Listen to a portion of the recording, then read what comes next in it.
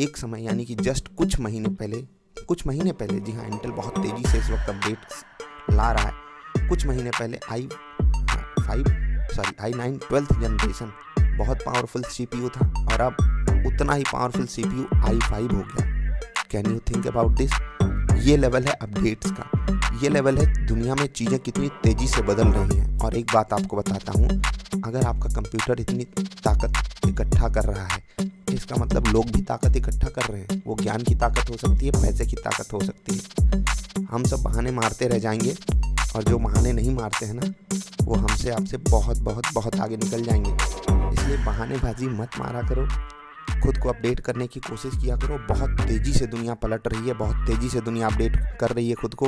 हमको और आपको भी अपडेट होना है। नमस्ते, अभिवादन आपका इनोसेंट इन्वेस्टर के इस नए वीडियो में। दोस्तों, बाज़ार 17,750 पे क्लोजिंग दे करके गई। उम्मीद बहुत थी हमें बाज़ार से, लेकिन बाज़ार ने सभी उम्मीदों पे पानी फेर दिया। ठीक है, दिल टूट गया हमारा। दिल टूटने के बाद भी प्रेम अगर बरकरार रहता है तो वही सच्चा प्रेम है। ठीक है, सामने वाला दिल तोड़ता रहे और आप प्यार करते रहो। ठीक, ये बातें क्यों बोली गई बताएंगे, लेकिन अगले दिन का जो ट्रेडिंग सेशन है, यानी कि ओपनिंग के जो संकेत हैं, वो फिर से अच्छे आ रहे हैं।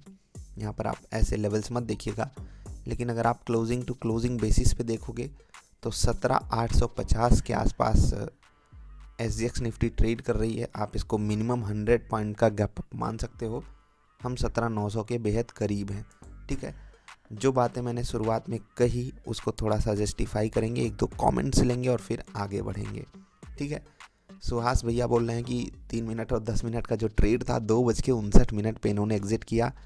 भाई ये तो कमाल की बात है, ये दिखाने लायक बात है। ठीक है, क्योंकि आज जो भी ट्रेड लिया होगा उसको बहुत बड़ा एडवेंचर झेलना पड़ा है। ठीक है, इसीलिए बोलता हूँ कि 3 बजे ट्रेड एग्जिट कर दो। ठीक है, ये है 3 बजे की कैंडल, अप्रॉक्सीमेटली 50 पॉइंट की ये कैंडल थी। ठीक, 3 बजे से पहले ट्रेड एग्जिट करने के लिए बोलता हूँ। 3 जैसे बजा, देख लो, 3 जैसे ही बजा 17,660 ये था निफ्टी का उस वक्त का प्राइस, और वहाँ से एक ही कैंडल इसको 17,710 के आसपास लेकर के चली गई। मात्र 1 मिनट की एक कैंडल, ये 1 मिनट की एक कैंडल है, 3 बजे की कैंडल है। जैसे ही 3 बजा धमाका हो गया। अब आपको बताते हैं यहाँ पर एग्जिट करना क्यों ज़रूरी था। अगर आप 10 मिनट की कैंडल पे जाओगे तो आपको बहुत ही परफेक्टली सेल साइड का ट्रेड मिला हुआ था। ठीक है, वहाँ से आपने बढ़िया पॉइंट कैप्चर किया था और 3 बजे जो भी एग्जिट किया, ये बात तो मैं आपको लगातार बताता हूँ ना, 3 बजे एग्जिट करना है, 3 बजे एग्जिट करना है, 3 बजे एग्जिट करना है। रोज़ बोलता हूँ। किसी एक दिन कमाल हो गया तो देख लो उसका कितना बड़ा एडवांटेज है। ज़रूरी नहीं कि रोज़ एडवांटेज ही मिलेगा, लेकिन जब भी मिलेगा बड़ा एडवांटेज मिलेगा। ठीक है, अगले कमेंट पे चलेंगे और फिर और अगले पे। ठीक है, अगला है 400 प्लस खुल गई। जब पहले खुद सीख लो फिर यहाँ ज्ञान बांटो। तुम्हारे जैसे लोगों की वजह से सबको दुख झेलना पड़ता है। झूठी उम्मीद दिखाते हो बस। फहद भैया, आपको पूरी दुनिया झूठी उम्मीद दिखा रही है और मैं तो कोई झूठी उम्मीद दिखा नहीं रहा था, निफ्टी झूठी उम्मीद दिखा रही थी और उसने दिल तोड़ा। जो दिल तोड़ता है वो भी कमाल का बंदा होता है। ठीक है, क्योंकि उससे हमारी उम्मीदें होती हैं, इसीलिए तो दिल टूटता है। और आपकी भी हमसे उम्मीदें होंगी, इसीलिए आपका हमसे दिल टूट गया। लेकिन असलियत में दिल कौन तोड़ा? निफ्टी ने तोड़ा, SGX निफ्टी ने तोड़ा। आपको समझाते हैं कैसे। ठीक है, ये आप कैंडल देख रहे हो, इस दिन का हाई अगर आप देखोगे 17,925 का था। ठीक है, 17,925 आप हाई, एक्चुअली 17,925 नहीं, 17,982 का हाई था। यहाँ पर आप देख सकते हो 17,982, ऑलमोस्ट 18,000 SGX निफ्टी ने पिछले ट्रेडिंग सेशन में टच किया था। लेकिन क्या ही कहें, धोखा हो जाता है, कोई बात नहीं। कल फिर से उम्मीदें बढ़िया वाली हैं। 100-125 पॉइंट ऊपर निफ्टी ट्रेड कर रही है, अच्छी बात है। अगर ये ऐसे ही ओपनिंग हो जाती है तो मज़ा आ जाएगा। विश्वास भैया बोल रहे हैं कि 17,950 के ऊपर ओपन होगा। उम्मीद तो दोस्त यही थी, लेकिन अमेरिका वाले परेशान कर देते हैं। वहाँ पर भयंकर प्रॉफिट बुकिंग आ गई ऊपर के लेवल से। ठीक है, लॉन्ग अनवाइंडिंग हो गई, लॉन्ग्स कटे और इसी कारण अपनी बाज़ार भी ऊपर के लेवल से फिसलती हुई दिखाई दी। उम्मीद बहुत अच्छी थी लेकिन वो फुलफ़िल नहीं हो पाई। और अगर एक कमाल की बात आपको बताऊं तो मुझे भी ये वाली मार्केट ज़्यादा बेटर लगती है। ठीक है, कि हमारे सामने निफ्टी ऊपर जाए। ठीक है, कैसे? जैसे कि अभी निफ्टी मान लो यहाँ खुल गई होती या यहाँ खुल गई होती, तो हम सब उसमें पार्टिसिपेट रियल लाइव मार्केट में कर नहीं पाते। बस वहाँ पर जो हमारी एग्जिस्टिंग पोजीशन होती या यूँ कह लो कि होल्डिंग्स होती या थोड़ा सा जो लंबा स्विंग ट्रेड है वो होता, वहाँ पर प्रॉफिट मिलता।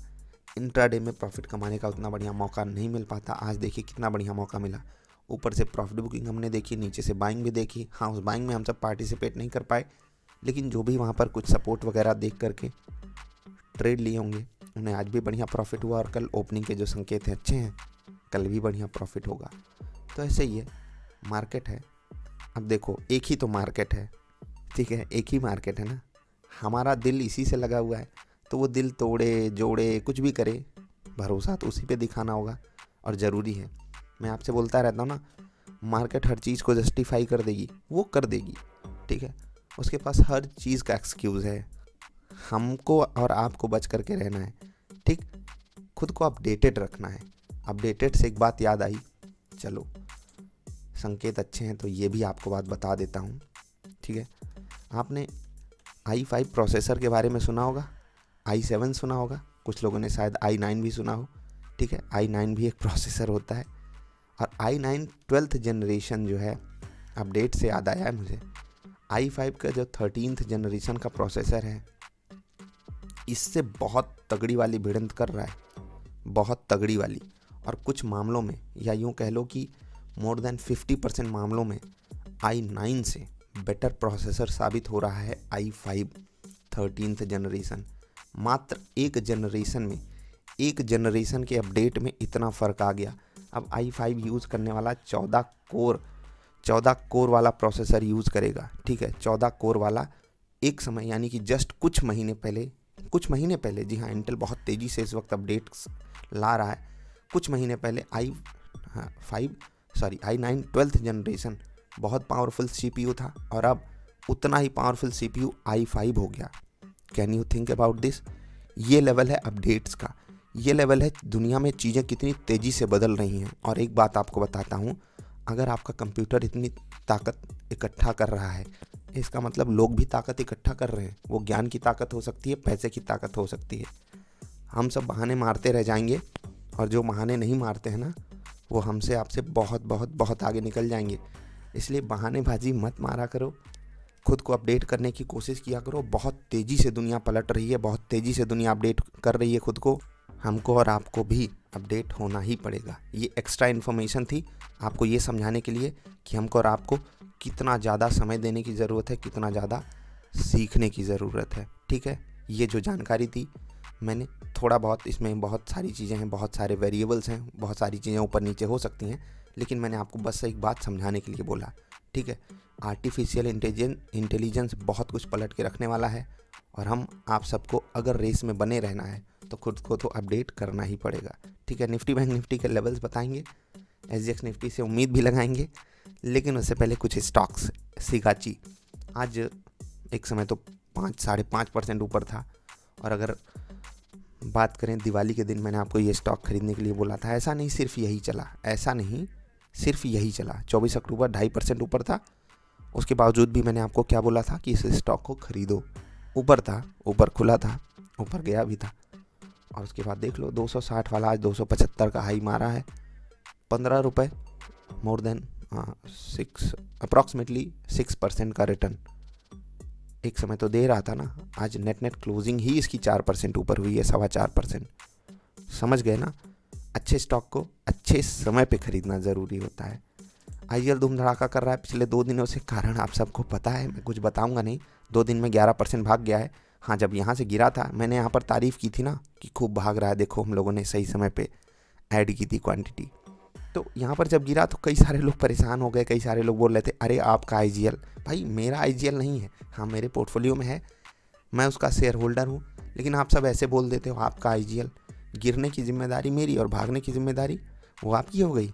उसमें से भी प्रॉफिट भेज दिया करो कुछ, कम से कम 30% तो मेरा बनता है ना, कम से कम उन लोगों के लिए जो बोलते हैं आपका IGL, ठीक है। क्या यही कुछ BPCL करने वाला है, वो आप समझो, मुझे कुछ समझाने की ज़रूरत नहीं है। जो लोग वैट समझते हैं वो समझ जाएंगे, बात मैं वैल्यू एडेड टैक्स की नहीं कर रहा हूँ। TCS की बात की जा रही थी और यहाँ पर लोग कहते हैं कि कोई भी बता देता TCS खरीदना है, तो भैया मैंने अभी थोड़ी देर पहले ही बोला कि अच्छे स्टॉक्स को अच्छे रेट पे ख़रीदना ज़रूरी होता है। अगर आपको याद हो TCS बहुत बेहतरीन रिजल्ट पेश किया है, ऐसा मीडिया वाले चिल्ला रहे थे और मैंने कहा था कि जब तक TCS 10% नहीं गिर जाता इस स्टॉक को हाथ नहीं लगाऊंगा। ऐसा भी समय है जब मैंने TCS को बोला है, उस वक्त बहुत सारी खबरें भी चल रही थी पॉजिटिव, ठीक है, IT फर्म्स को, IT स्टॉक्स को लेकर के, TCS को लेकर के, बाईबैक को लेकर के।